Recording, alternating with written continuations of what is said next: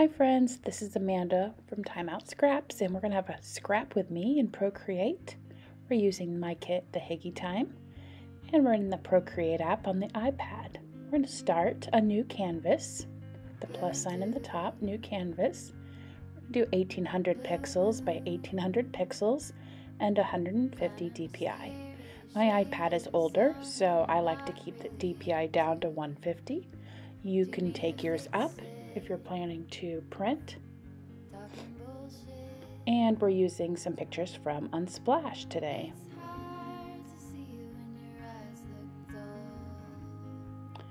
Here are the papers from the kit. I'm just going to flip through those so you can have a peek.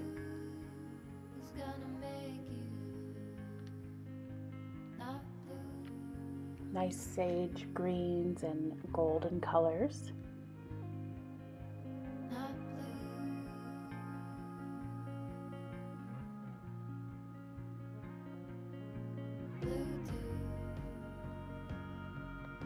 And I love all the comforting Hygge feel of the papers.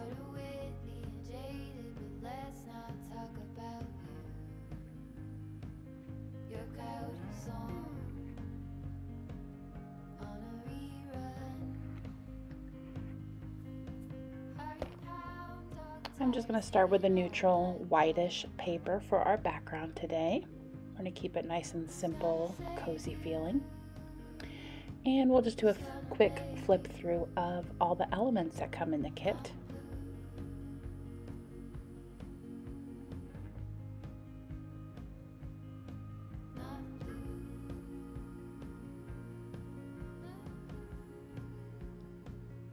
I love the graffiti.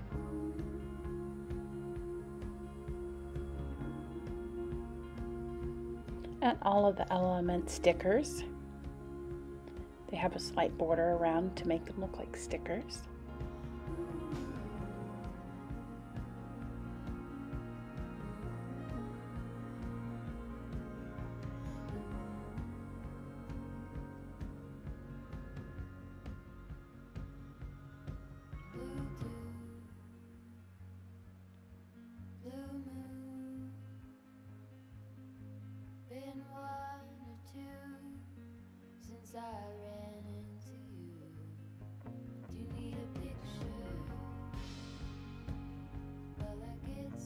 If you have a kit suggestion or theme suggestion, please put it in the comments below. I'd love some ideas.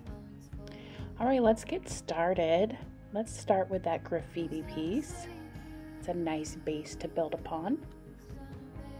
Put it towards the center of our page.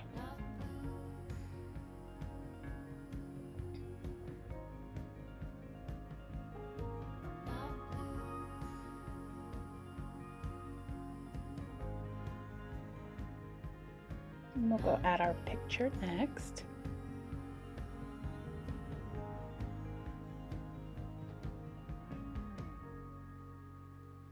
And it's a little tall for me, so I'm going to use the rectangular selection and just take a little off the top and the bottom.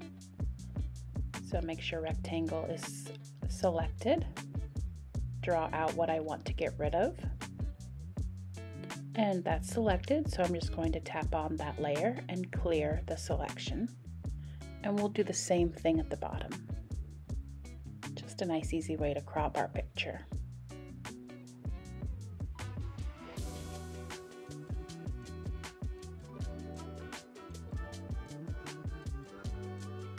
All right, let's make it a little bit smaller. We don't want it to overtake the entire 12 by 12 paper.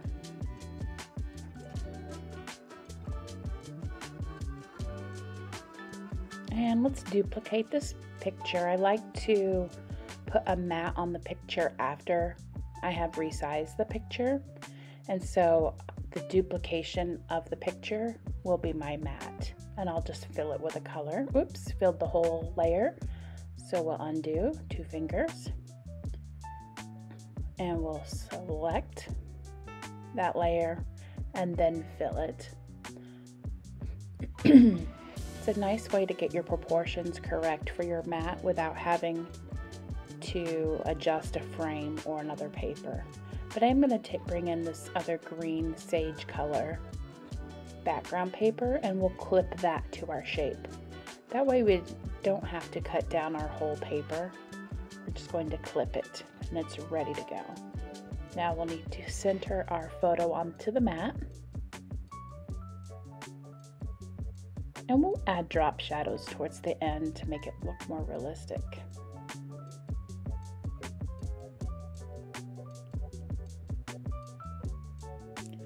Sometimes frames aren't the right size for the photos we have, so it's nice and easy to use a mat.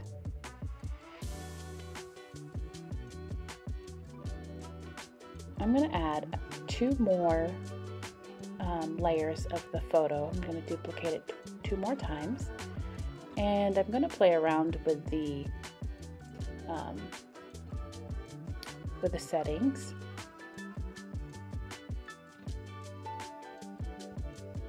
So I'm just checking to see what all of the settings do. I never know how it's going to look until I try it on each photo.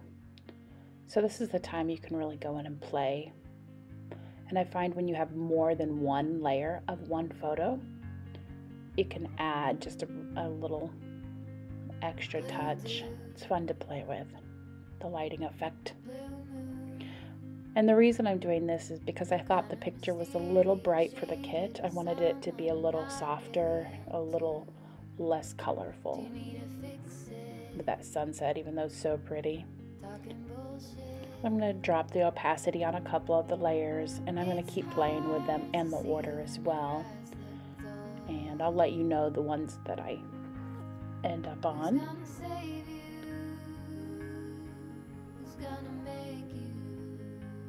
And that's all it is just trying to see what works best. You can go back and forth. That's what makes digital scrapbooking so much fun.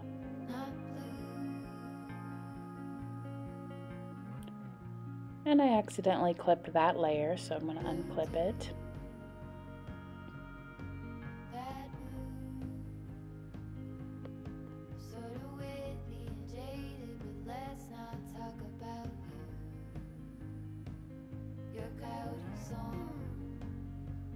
We'll go all the way to the bottom and we'll stick with luminosity. Almost full opacity. And this one we're going to keep on darker color.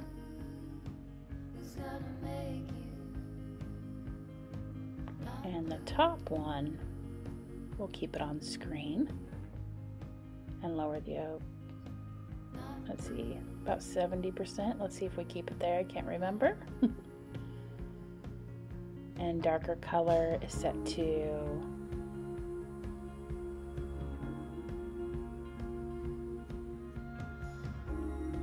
lowering the luminosity too. So really depends on your picture, on your photo, and what feel you're going for. There's no wrong or right way. Unless you're a professional photographer, I'm sure they know a little more about these settings. And I'm still going to play around the opacity, but all of the layer types is the same.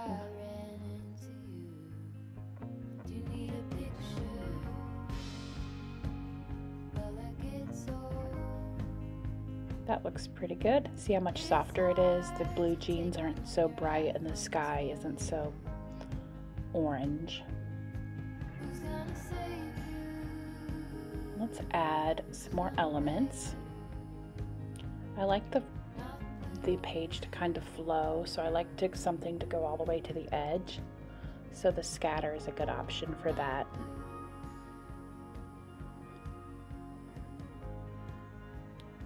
I kind of want it to go up from the right corner all the way down to the bottom left corner. So we'll just duplicate the scatter so we can add another one at the bottom. And we'll probably come back and adjust it again later.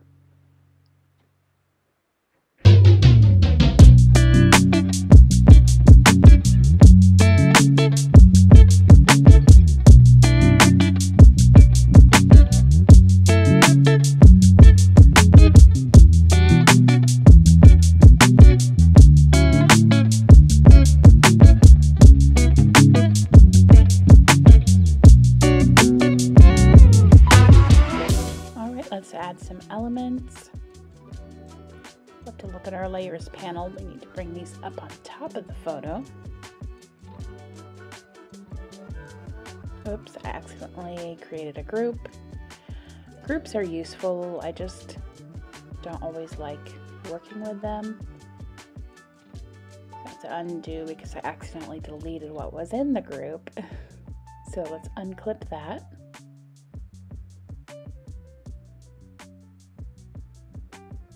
And we'll move the element out of the group, and then we can get rid of the group. There we go. I think grouping's easier to do at the end to organize your layers rather than while you're working, but that's my preference. And this little vase, and this little basket.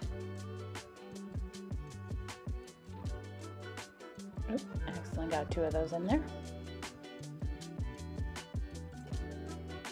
And I'm speeding it up just a little bit, so it's not as, doesn't take you as long to watch.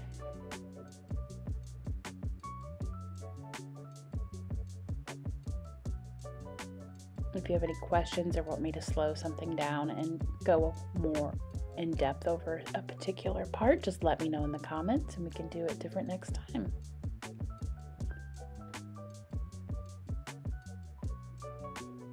I like adding the big elements and then adding the little leaves afterwards to kind of fill in where I need them to be.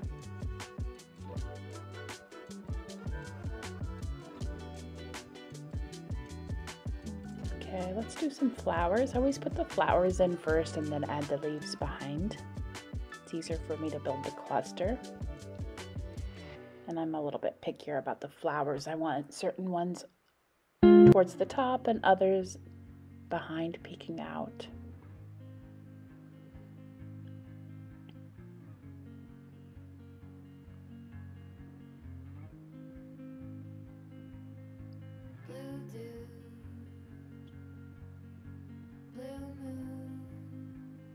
And we'll duplicate that and make another one. See, I drag some down so I can have them behind in some areas.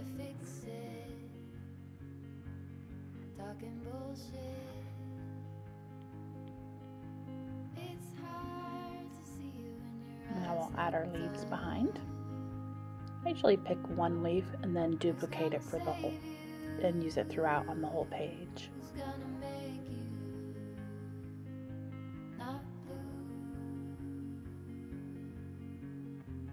And just turn it in different angles so it fits my cluster.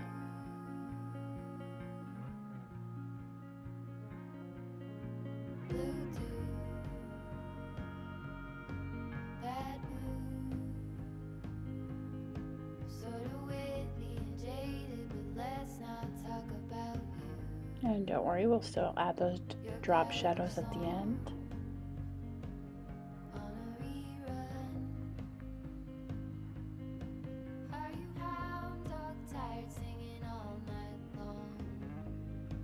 Let's find a button to hold that word phrase on.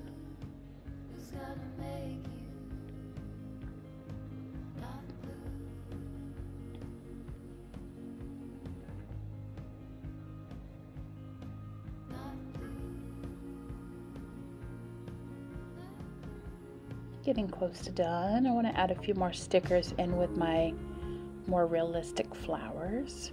Kind of bring the doodle images together with the more realistic ones.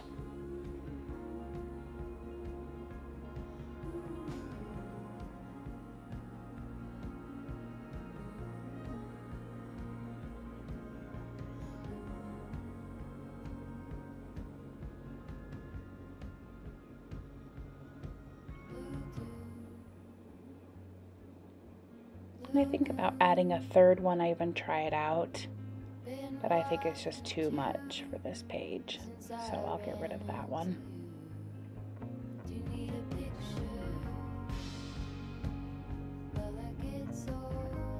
And I'm going to select all of these because I noticed that I'm not quite staying in the center of my page or that base, that graffiti base. So I'm going to select all the elements on top of there and center it better and make them a little bit smaller so it fits nicer. And then I see more of that graffiti peeking out behind. And then I notice that my scatters are kind of going the wrong direction. I want them to really flow in a line from that top corner to that bottom. So I'm just turning the angles so they're a little narrower and gives that movement on the page from that top to the bottom. And I like how the circles behind on the graffiti play into that movement. Okay, we're going to add some drop shadows. I combine things that I can so I don't have to do as many drop shadows. So those scatters I combined first before adding the drop shadows. So on the next one, we'll go over how to do the drop shadow. I'm going to add a layer below, select the layer above, go back to the layer below, fill it with black, add a Gaussian blur, and then I just move the opacity of the blur up. And then I move to the next layer and repeat.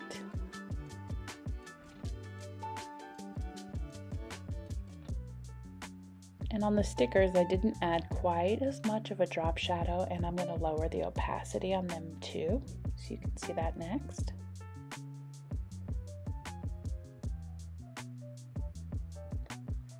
I didn't want it to get too dark behind that clear vellum sticker look.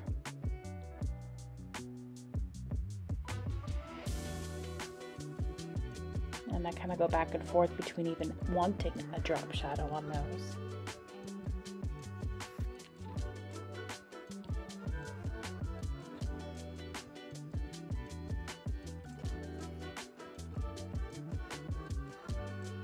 And on this one, we're just going to bump up the shadow with using the warp. I'm just going to grab and move it over a little bit because it looks like it's attached by the button, so I wanted more shadow on the opposite side.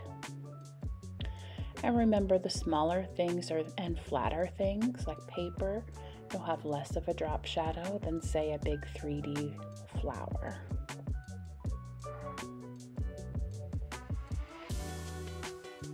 And so that's the more blur, the bigger the shadow look. And don't forget to combine those like things. If your items are touching, you won't usually want to combine them. But if they're on opposite sides and not touching too much, then you can combine them and do the drop shadow at the same time. So here, like on the leaves, I'm going to combine the opposite side leaves, but keep the center one by itself so we can still see the overlapping. Blue dew, blue moon, kind of mysterious. And I'm not going to combine any of the flowers because they're different sizes and they're all layered on top of each other.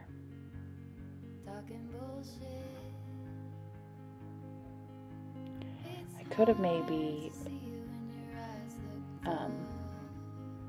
combined those two small flowers, but one is on top of the white flower and one is underneath the white flower. And so to combine them, they would both be on the same level. So that's why I keep those two separate as well.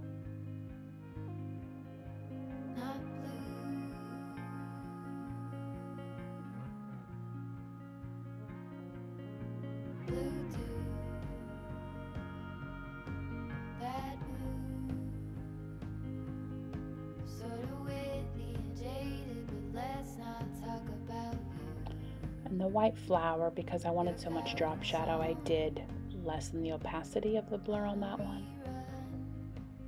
It just looked too harsh next to the white. We have two more stickers. I don't combine them because they're touching.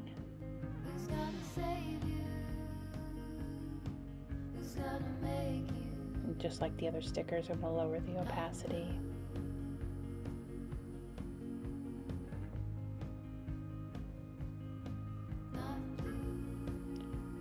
You can always use like a dark brown color too. Sometimes that makes a nicer shadow.